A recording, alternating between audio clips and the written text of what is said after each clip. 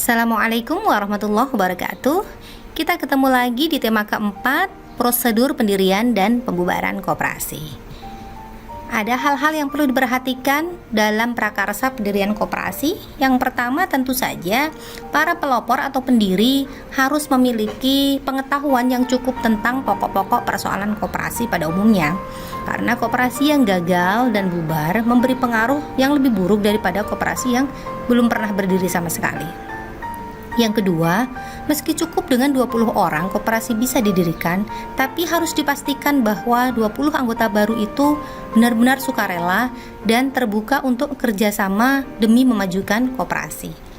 Yang ketiga, koperasi tidak mungkin mencapai tujuan dalam jangka waktu pendek, karena itu butuh ketekunan dan kesabaran.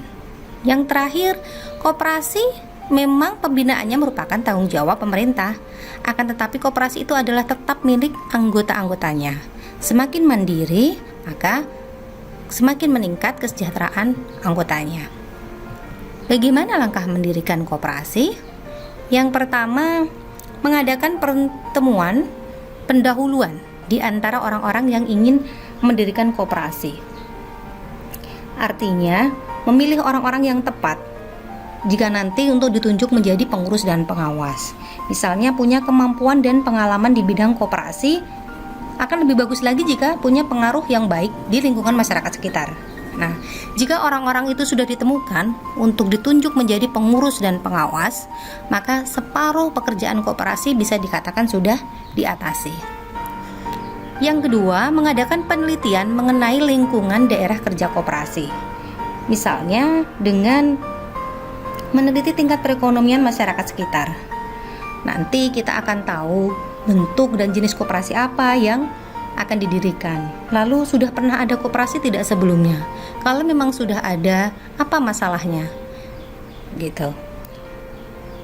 Bisa juga meneliti ini juga terkait dengan calon anggotanya. Jadi, apakah kemampuan produksi dan konsumsi calon anggota di daerah lingkungan kerja koperasi itu mampu menjamin nantinya kelancaran dan pembangunan atau pengembangan koperasi. Yang ketiga, mengadakan hubungan atau konsultasi dengan kantor departemen koperasi setempat. Nah, dengan mengadakan konsultasi diharapkan nanti Dinas Koperasi dan UMKM setempat akan memberikan bimbingan, pembinaan, serta bantuan baik berupa teknis maupun permodalan dan hal-hal lain yang mendukung kelancaran usaha koperasi. Yang ketiga, membentuk panitia pendirian koperasi yang bertugas mempersiapkan ADART. Yang kelima, mengadakan rapat pembentukan koperasi, di antaranya yaitu memilih pengurus, memilih pengawas, dan menetapkan anggaran dasar anggaran rumah tangga. Yang keenam, mengajukan permohonan status badan hukum koperasi dengan melampirkan petikan berita acara rapat pada waktu pembentukan koperasi beserta daftar nama anggota pengurus dan pengawas yang sudah kita dapatkan dari step 1 tadi ya untuk pengurus dan pengawas dan step 45 gitu. Nah, bagaimana caranya? Setelah 3 bulan dari pengajuan izin badan usaha, nanti Dinas Koperasi setempat akan memberikan jawaban apakah permohonannya disetujui atau ditolak. Nah, jika disetujui, maka tanggal pengajuan itu ditetapkan sebagai tanggal berdirinya koperasi sekaligus sebagai tanggal resmi koperasi menyandang status badan hukumnya. Nah, akta yang sudah disahkan nanti dikirim ke koperasi koperasi yang mengajukan dan satunya disimpan oleh pejabat. Nah, setelah itu diumumkan kepada khalayak bahwa telah berdiri satu koperasi baru. Lalu bagaimana jika permohonannya ditolak? Nah, jika permohonan ditolak, calon koperasi tadi boleh mengajukan lagi paling lambat 1 bulan setelah penolakan. Jadi 4 bulan ya, yang 3 bulan tadi menunggu ditambah 1 bulan. Nah, itu boleh untuk mengajukan permohonan pengajuan status badan hukum koperasi. Nah, setelah berdiri, berjalan lah. Karena ada sesuatu hal kapan koperasi itu bisa dibubarkan. Nah, pembubaran koperasi dapat disebabkan oleh faktor-faktor dari dalam koperasi atau oleh masalah-masalah dari luar koperasi. Pembubaran boleh dilakukan berdasarkan 1. Keputusan rapat anggota. Seperti yang kita tahu, rapat anggota adalah kekuasaan tertinggi dalam badan usaha koperasi. Nah, jika ternyata perkembangan koperasi tidak sesuai dengan harapan anggota atau malah merugikan, maka rapat anggota boleh memutuskan koperasi untuk dibubarkan. Yang kedua, keputusan dari pemerintah. Jika terdapat bukti kuat bahwa koperasi tersebut tidak memenuhi aturan atau melanggar ketertiban, maka dan tidak dapat dipertahankan fungsinya sebagai organisasi ekonomi, koperasi dapat dibubarkan. Nah, kita jelaskan lebih detail. Bubar atas kehendak sendiri. Jadi melalui rapat anggota tadi ya. Yang pertama, koperasi yang bersangkutan mengadakan rapat khusus untuk membahas pembubaran koperasi.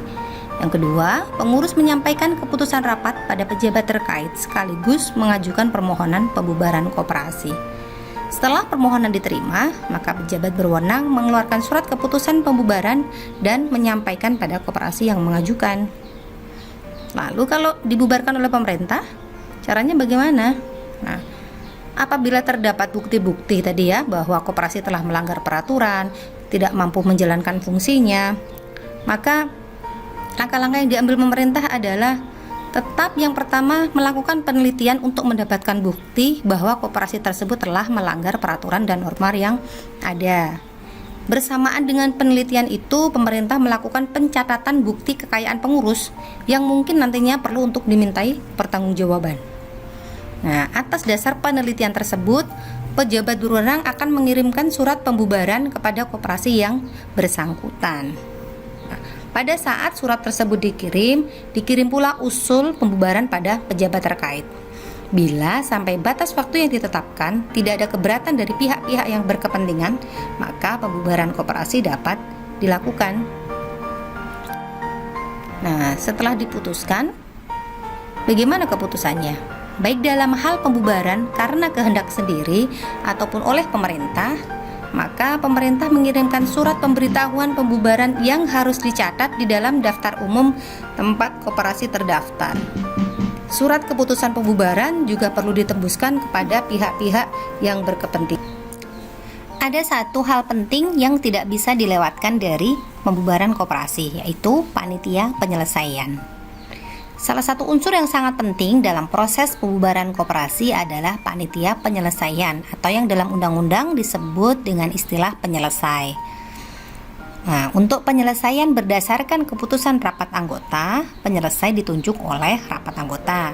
Sedangkan untuk penyelesaian berdasarkan keputusan pemerintah, penyelesai ditunjuk oleh pemerintah juga. Selama dalam proses penyelesaian, koperasi tetap ada dalam sebutan koperasi dalam penyelesaian.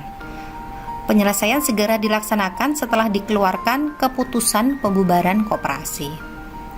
Penyelesai bertanggung jawab pada kuasa rapat anggota jika ditunjuk oleh rapat anggota dan bertanggung jawab kepada pemerintah jika ditunjuk oleh pemerintah.